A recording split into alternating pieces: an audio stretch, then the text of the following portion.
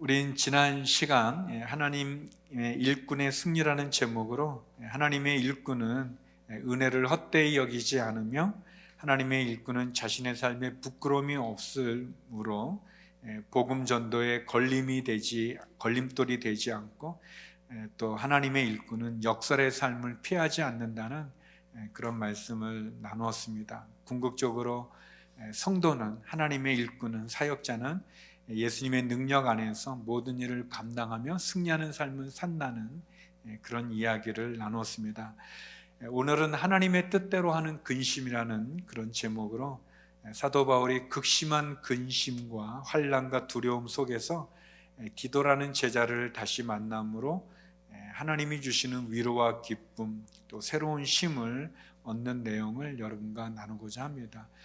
저는 본문을 통해서 우리의 삶 속에 역사하는 하나님의 모습을 세 가지로 나누고자 합니다. 먼저 첫 번째는 환난에서 우리를 위로하시는 하나님의 모습입니다. 환난에서 우리를 위로하시는 하나님. 우리 고린도후서 7장 5절에서 7절 말씀인데요. 우리 같이 한번 읽어보겠습니다. 시작. 우리가 마케도니아에 이르렀을 때 우리의 육체는 편치 못했고 사방으로는 환난을 당했습니다. 밖으로는 다툼이 있었고 안으로는 두려움이 있었습니다. 그러나 낙심한 사람들을 위로하시는 하나님께서 디도를 돌아오게 하심으로 우리를 위로해 주었습니다. 여러분이 내게 대해 사모하는 것과 애통해하는 것과 열심을 내는 것에 대해 그의 보고를 받고 나는 더욱 기뻤습니다. 제가 뭔가 잘못 읽은 것 같아요. 제가 중간을 빼놓고 읽었습니다. 목사가 이러면 안 되는데 죄송합니다. 7절에 여러분이 내게 대해 아니구나. 그가 돌아온 것뿐만 아니라 그가 여러분에게서 받은 위로로 그거를 제가 빠뜨리고 읽었습니다. 다음부터 안 그러겠습니다. 이 본문에 보면 그러니까 이제 그 약간 설명을 드리자면 이제 이 고린도 전서가 있고 우리가 이제 고린도 후서를 강의하고 있잖아요. 근데 이제 고린도 전서의 편지를 전한 이후에 사도 바울이 마음이 많이 어려움이 있었습니다. 그래가지고 이렇게 고린도 교회를 이렇게 방문했는데도 이렇게 냉대를 당하고 어려움을 겪었어요. 그래서 바울이 어떻게 보면은 고린도 교인들을 지책하는 그런 눈물의 편지 또는 혹독한 편지라고 표현하는데 아무튼 그런 편지를 디도라는 제자를 통해서 보냈습니다. 이제 고린도 전서를 보낸 이후에 이제 그 고린도 교인들이 회개하고 돌이키는 것이 아니라 이렇게 많은 문제가 이렇게 일어난 거죠. 거짓 교사들에 의해서 그들이 미혹되고 심지어 바울도 배척하는 그런 상황에서 혹독한 편지를 강한 겉면을 담은 눈물의 편지를 디도를 통해서 보냈어요. 그리고 이제 디도는 이제 그 편지를 고린도 교회에 전하고 또 고린도 교회에 대한 사도 바울의 말씀을 전한 이후에 드로아라는 곳에서 디도를 만나기로 했는데 디도가 오지 않았어요. 에베소에 있다가 드로아에 갔는데 디도를 만나지 못했습니다. 그래서 다시 마케도니아로, 그러니까 드로아라는 곳은 소아시아의 지금의 터키 쪽에 있는 거고요. 마케도니아는 이제 우리가 아는 빌립보 교회가 있는 마케도니아, 알렉산더 아버지가 있었던 곳인데 아무튼 그쪽으로 이렇게 에게를 건너서 이제 그쪽으로 가게 됐습니다. 그게 이제 고린도후서 2장 12절에서 13절에 이렇게 설명이 되어져 있는데, 그러니까 바울이 걱정이 많이 된 거예요.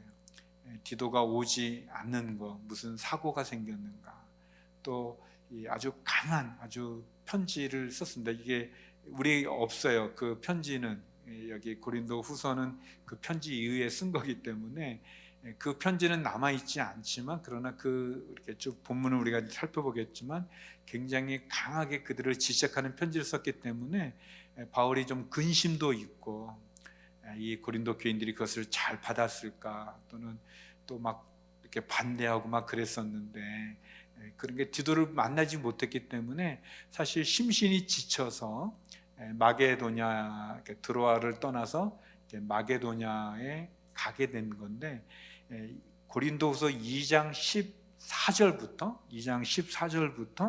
고린도서 7장 4절까지는 그 마게도냐를 떠나고 마게도냐에 도착하기 그 중간의 이야기의 내용이에요. 그리고 그러니까 다시 말하면 고린도후서 2장 13절에서 우리가 읽은 고린도후서 7장 5절이 연결되어지는 겁니다. 별로 재밌어하지 않는데 제가 굉장히 이렇게 길게 설명하는 것 같은데요. 저는 그게 신기했어요. 이거 이제 말씀을 준비하면서 이제 드로아에서 떠날 때 그런 불안한, 디도를 만나 그랬는데 안 오니까 이제 불안하고 염려하고 근심하고 그런 상황인데 7장으로 이제 싹 넘어와서 이제 그 이어지는 거, 연속극처럼 이제 이어지는 건데, 이어졌는데 여기 보니까 5절에 뭐라 하냐면은 우리의 육체는 편하지 못했다. 사방으로 환난도 당했다. 밖으로 다툼도 있고 안으로 두려움도 있었다.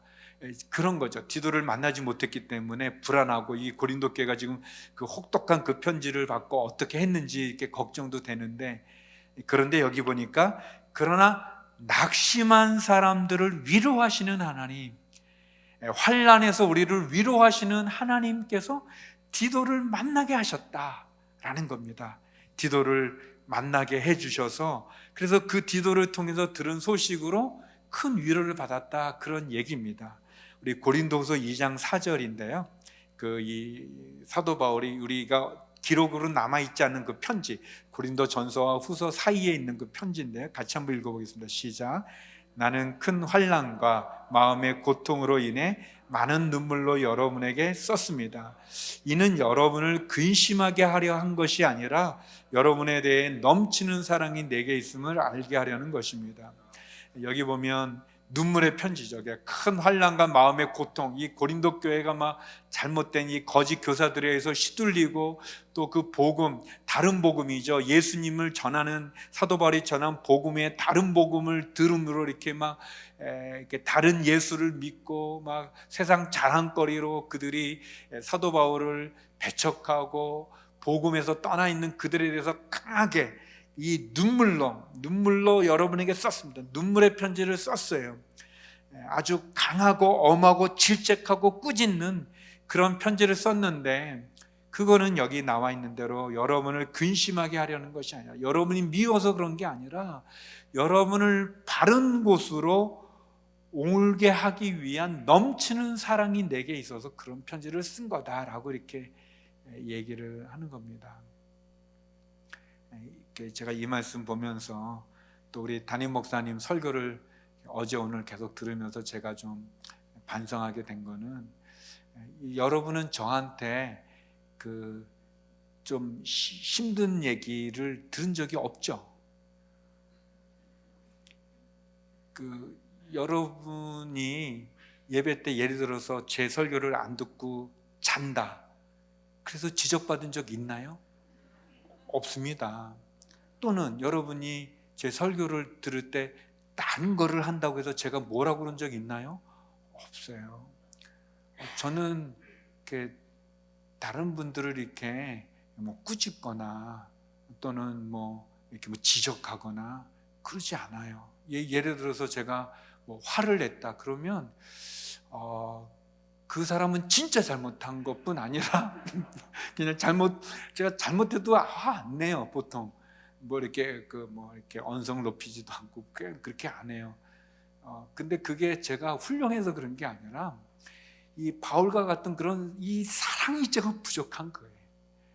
그냥 그렇게 사세요.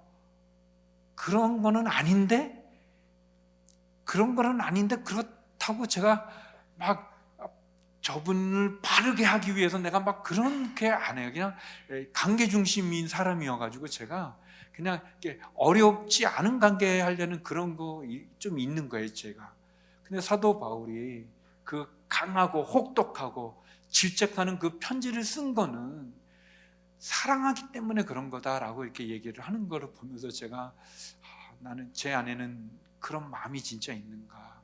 제가 목자로서, 이렇게 그 목회자로서 성도님들을 이렇게 격려하고 위로할 뿐 아니라 바르게 쓸 수 있도록 하는가를 이렇게 좀 제가 반성하는 그런 시간을 갖기도 했었습니다. 사도 바울이 아무튼 이 드로아에서 디도를 만나지 못함으로 해서 너무 걱정이 많았어요. 디도에게 무슨 일이 생긴 건가, 또 고린도 교인들이 디도에게 해코지를 한 건 아닌가, 아니면 이 고린도 교인들이 너무너무 또 이 혹독한 질책하는 그 편지를 받고서 그들이 좀 이렇게 잘못된 건 아닌가, 어떻게 되는 거 아닌가, 혹시라도 자기의 강한 편지, 이 혹독한 편지로 인해서 고린도 교인들이 이렇게 단절된다면 그 책임이 나에게 있는 것은 아닌가, 아무튼 여러 생각으로 낙심하게 되어 있었는데 디도를 만났어요, 마케도니아에서. 그러면서 디도로부터 소식을 들으면서 바울이 말하는 거예요. 낙심한 자를 위로하시는 하나님.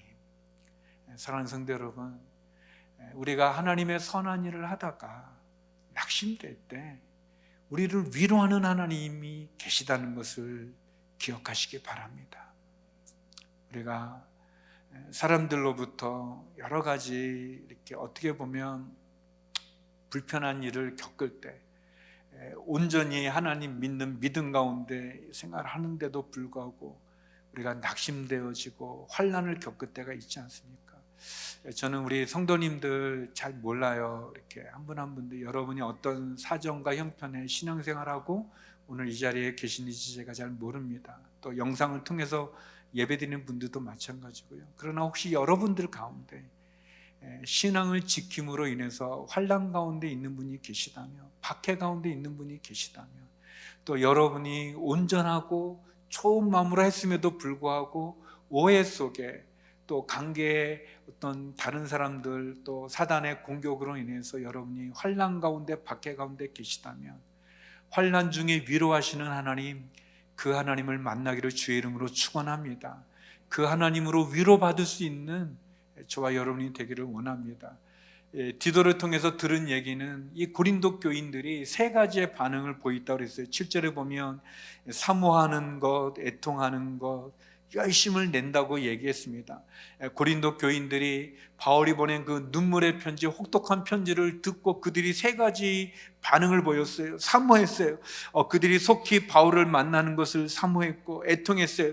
그들이 저질렀던 잘못된 행동들, 잘못된 그런 이렇게 거짓 교사들에 의해서 그들이 잘못된 행동들, 그것을 하나님 앞에서 회개했다고 그랬어요. 또 그들이 열심을 냈다고 그랬어요. 그것은 뭐냐면 바울을 공격했던 거짓 교사들, 그리고 바울에 대해서 이렇게 잘못됐던 그런 사람들을 그들이, 고린도 교인들이 이제 성령의 감동으로, 성령의 은혜로 인해서 그들이 그 거짓 교사들을 내쫓는 것을 열심을 내고 또 바울을 변호할 것에 대한 그런 준비를 하고 있다는 그런 이야기입니다.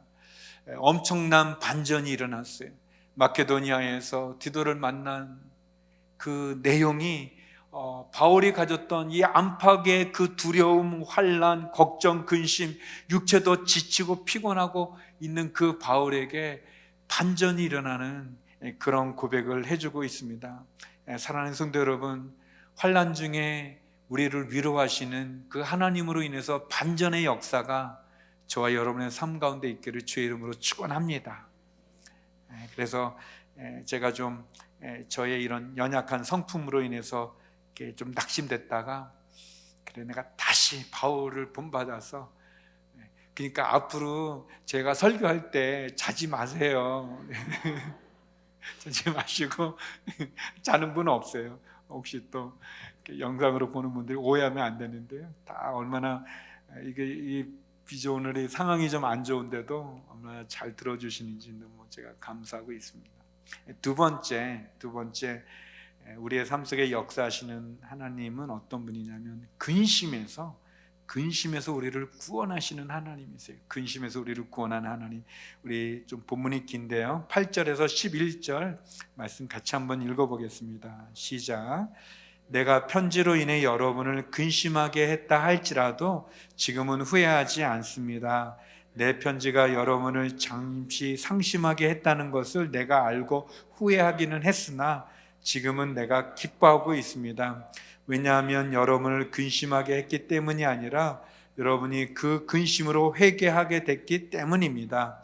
여러분은 하나님의 뜻대로 근심한 것이므로 결국 여러분은 아무것도 손해볼 것이 없습니다. 하나님의 뜻대로 하는 근심은 구원에 이르는 회개를 가져오므로 후회할 것이 없습니다. 그러나 세상 근심은 죽음을 가져옵니다. 보십시오. 하나님의 뜻대로 하는 이 근심이 여러분에게 얼마나 간절함을 불러일으키며 변호함과 의분과 두려움과 사모함과 열심과 응징의 마음을 불러일으켰습니까? 여러분은 모든 일에 여러분 자신의 깨끗함을 보여주었습니다. 바울이 그 고린도 교회에 보낸 그 눈물의 편지가 어떤 결과를 초래할지 장담하지 못했어요. 혹시라도 자신이 지나치게 혹독한 편지를 보내서 또 사태를 더 악화시킨 것은 아닐까 하는 그런 의구심도 있었고요. 그래서 우리가 읽은 그 8절 9절에 보면 바울이 그 편지를 보내고 잠시 후회하기도 했다는 거예요. 후회하기는 했지만 그러나 그 편지로 인해서 지금 후회하지 않는다. 왜? 그 편지로 인해서 고린도 교인들이 괴로워하고 근심하기는 했지만 그 근심이 도리어 그들을 회개하게 했고 돌이키게 했고, 그래서 고린도 교인들이 가졌던 그 근심으로 인해서 그들이 회개하고 바르게 섰기 때문에 더 기뻐한다라는 그런 말을 하고 있습니다. 이 회개라는 말이요, 그 이 메타누스라는 그 이 헬라어 합성어인데 이게 메타, 그러니까 바꾸다라는 그런 메타라는 말과 누스, 어떤 관점, 시점이죠. 어떤 자세, 태도, 그런 합성어입니다. 그러니까 이 회개가 단순히 지난 일을 후회하는 것뿐 아니라 지난 일에 대한 후회와 함께 삶에 대한 관점과 자세를 바꾸는 것을 회개라고 말해요.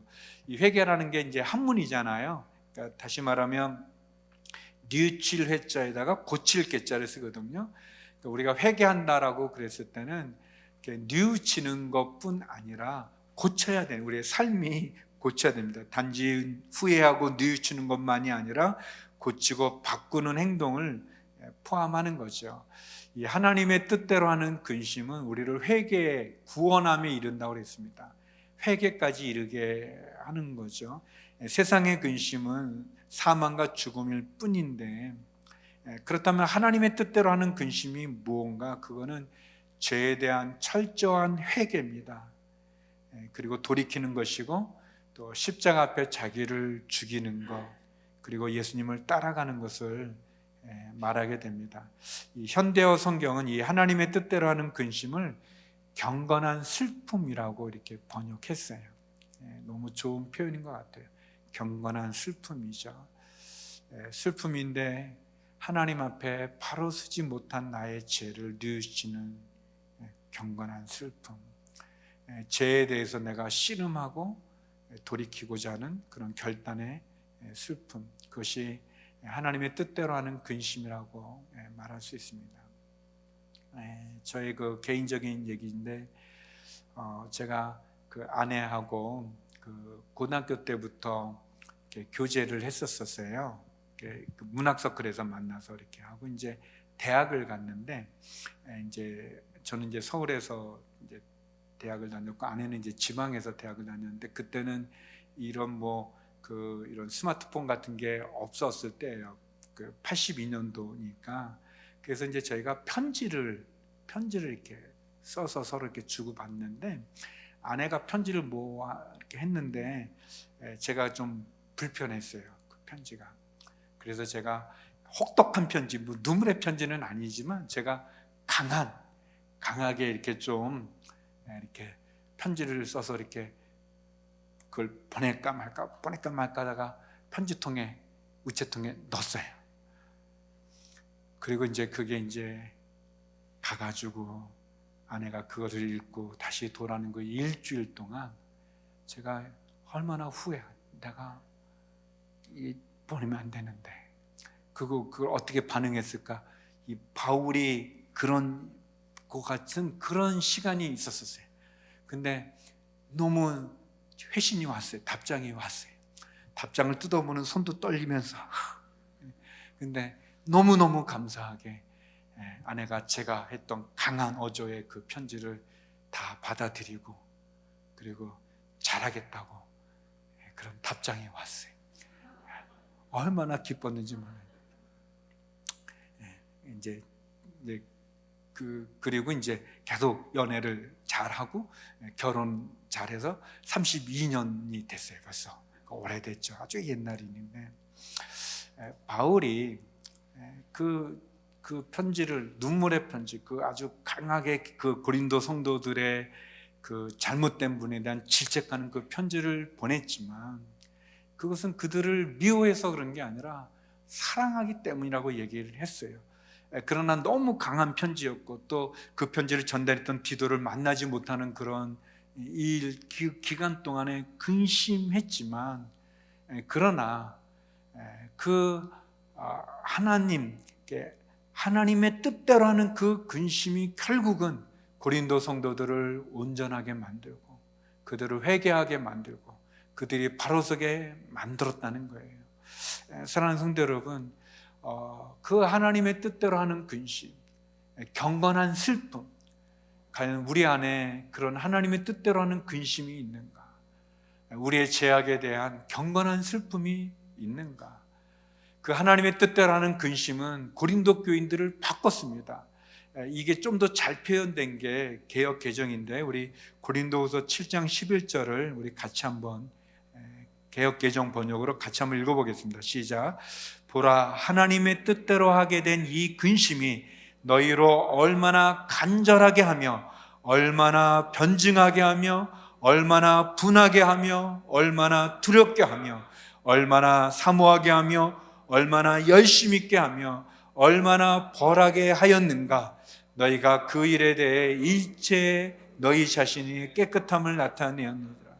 너희가 그 일에 대해, 그들의 잘못된 것에 대해서 그들이 회개하고 통회하고, 그들이 잘못된 것을, 그 거짓 교사들을 받아들였던 것에 대해서 그들이 분하게 여겨서 그들을 내쫓고, 그들이 잘못된 다른 복음에서 돌이켜 또 사도 바울을 사모하게 되는 그런 모습들, 하나님 앞에 회개하고 돌이켜서 하나님에 대해서 바로 서게 됐다는 그 하나님 앞에 바로 돌아오는 거죠.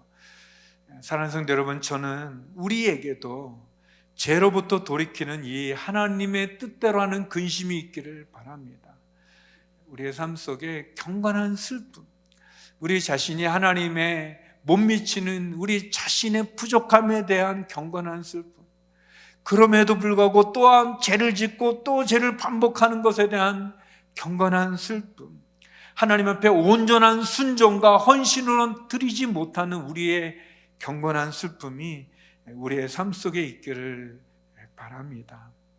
내 신앙 속에 사라진 경건한 슬픔을 안타까워하고 도리어 우리의 신앙을 점검하고 돌이키는 그런 시간이 되기를 원합니다. 그럴 때 우리가 낙심하게 되어지는 그 근심에서 우리를 구원하는 하나님의 은혜를 맞이하는 저와 여러분이 되기를 주의 이름으로 축원합니다. 그래서 그 대학생 때 그 편지로 인해서 아내도 저에 대해서 더 바르게 하고, 또 저도 역시 또 아내에 대해서 더 바르게 하고, 그렇게 지났던 그런 고백을 드립니다.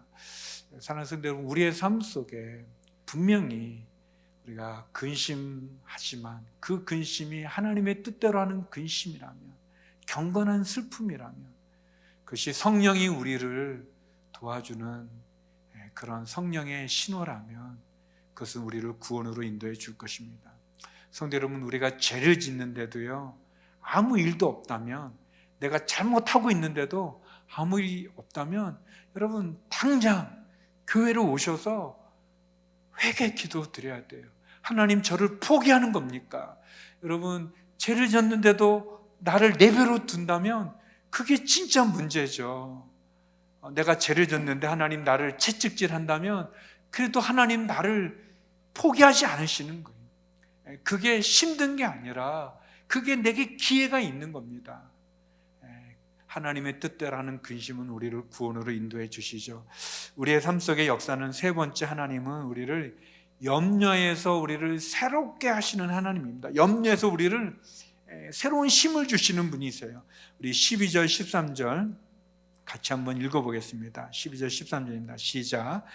그러므로 내가 여러분에게 편지를 쓴 이유는 불의를 행한 사람이나 불의를 당한 사람을 위한 것이 아니라 우리에 대한 여러분의 간절함이 하나님 앞에서 여러분에게 밝히 드러나게 하려는 것입니다. 이로 인해 우리는 위로를 받았습니다. 또한 우리가 받은 위로 위에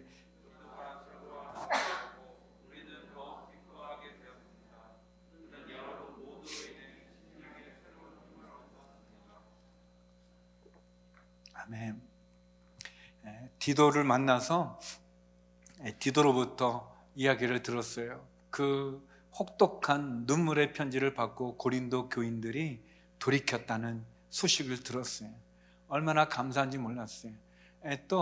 그런데 이제 이 디도가 갈 때 이 사도 바울이 고린도 성도들, 그러니까 이렇게 막 바울을 이렇게 모욕하고 바울을 거부하고 비난하고 막 그러는 그 고린도 성도들이지만 사도 바울은 디도에게 고린도 성도들에 대해서 자랑을 했어요. 도리어 그들을 칭찬하고 좋은 사람이라고 이렇게 얘기를 한 거죠. 그런데 디도는 잘 모르는데 진짜 바울 선생님이 그렇게 말하니까 그런 사람인 줄 알고 갔는데 진짜 바울 선생님의 말처럼 고린도 성도들이 디도를 환영하고 디도 말을 잘 듣고 디도의 권면을 잘 받아들이는 그런 이야기를 사도 바울이 듣고는 너무 바울이 새 힘을 얻은 거예요. 사랑하는 성도 여러분, 우리가 근심 가운데 있을 때 하나님의 뜻대로 하는 그 근심은 우리에게 새 힘을 주는 겁니다. 너무 주는 거죠. 그리고 이 디도가 그 기쁨에 차서 이 고린도 성도들로 인해서 받은 그걸로 인해서 기쁨의 참 모습을 보면서 바울이 또한 기뻐하는 거예요. 우리 14절에서 16절 말씀인데요, 우리 같이 한번 읽어보겠습니다. 시작. 내가 여러분에 대해 디도에게 무슨 자랑한 것이 있다 할지라도 나는 부끄럽지 않습니다. 우리가 여러분에게 말한 모든 것이 사실이었던 것처럼 우리가 디도에게 한 자랑도 사실이기 때문입니다. 디도는 여러분 모두가 두렵고 떨리는 마음으로 자기를 받아들여 주고 순종한 것을 기억하며 여러분에 대한 애정이 더욱 깊어졌습니다. 나는 여러분을 전적으로 신뢰할 수 있게 돼 기쁩니다. 아멘. 사도 바울은 무엇을 자랑했는가? 무엇을 자랑했는가? 여러분, 고린도 전서나 고린도 후서의 큰 주제 중에 하나가 무엇을 자랑하는가라는 주제예요. 고린도 교회에 들어왔던 이 거짓 교사들은 이 유력한 자의 추천서를 자랑했습니다. 자기의 이 가문을 자랑하고 학식을 자랑하고 자기의 배경을 자랑했어요. 그러나 사도 바울은 우리가 나눴던 것처럼 복음 외에는 다른 것을 자랑하지 않았어요. 사도 바울은 예수 그리스도 십자가 외에는 자랑하지 않았을 뿐만 아니라 자기가 가지고 있는 모든 그 거짓 교사들이 자랑하는 그런 그 자랑들을 다 배설물로 여긴다고 얘기하고 있어요. 바울은 지금 무엇을 자랑하는가? 고린도 성도들을 자랑했다고 그랬어요. 고린도 성도를 자랑한 거죠. 바울은 이제 고린도 교인들과 바울의 그런 어려웠던 서먹했던 관계, 아주 힘든 관계, 그거가 디도를 통해서 확인하게 된 거예요. 이 고린도 성도들이 바울을 사랑하고 바울을 다시 사랑할 뿐만 아니라 환영하고 바울이 전한 복음을 다시 받아들이고 그리고 바울이 경계했던 거짓 교사들을 쫓아냈다는 얘기를 듣고 바울도 역시 고린도 성도들과의 관계가 화목하게 된 것을 인하여서 기뻐하고 있는 것을 보는 거예요. 바울의 자랑은 고린도 교인들이에요. 바울의 자랑은 복음이에요. 바울의 자랑은 십자가를 자랑하고 있습니다. 마찬가지로 우리는 무엇을 자랑하고 있나요? 우리의 자랑은 무엇일까요? 사도 바울은 그가 가졌던 염려와 근심에서 새로운 힘을 주는 하나님, 그 하나님을 고백합니다. 예수님께서 이런 말씀을 하셨습니다. 마태복음 6장 34절인데요. 우리 같이 한번 읽어보겠습니다. 시작. 그러므로 내일 일을 걱정하지 마라. 내일 일은 내일이 맡아서 걱정할 것이요 한 날의 괴로움은 그날에 겪는 것으로 충분하다. 사도 바울이 잠시 염려했지만 하나님 그 염려로부터 그에게 새 힘을 주셨어요. 사랑하는 성도 여러분, 염려와 근심에서, 환난에서 우리를 위로하시고 우리에게 새 힘을 주시고 우리를 도우시는 그 하나님, 그 하나님을 만나기를 주의 이름으로 축원합니다. 우리의 삶 속에서 환난에서 우리를 위로하시는 하나님, 그 하나님을 바라보십시오. 하나님이 주시는 근심, 그 경건한 슬픔은 우리를 구원으로 인도해 주십니다. 하나님이 주시는 근심, 경건한 슬픔으로 하나님께 나아가십시오. 염려에서 우리를 새롭게 하시는 하나님, 염려와 근심은 우리를 자유케 하지 못하지만 하나님, 도리어 염려 중에 새 힘을 주는 그 하나님, 그 하나님을 만남으로 근심 가운데 주어지는 하늘의 기쁨으로 승리하는 저와 여러분들 되기를 주의 이름으로 축원합니다. 다시 한번 하나님, 그 하나님과 함께 승리하는 한 주가 되기를 주의 이름으로 축원합니다. 기도하시겠습니다. 거룩하신 아버지 하나님, 환난에서 우리를 위로하시고 하나님께서 주시는 그 근심으로 우리를 회개하고 구원으로 인도하는 경건한 슬픔으로 하나님께 나가는 저희가 되게 하여 주시옵소서. 염려에서 우리를 새롭게 하시는 그 하나님, 그 하나님으로 이번 한 주간도 승리하는 저희가 되기를 간절히 소망하며 예수님의 이름으로 기도드립니다. 아멘.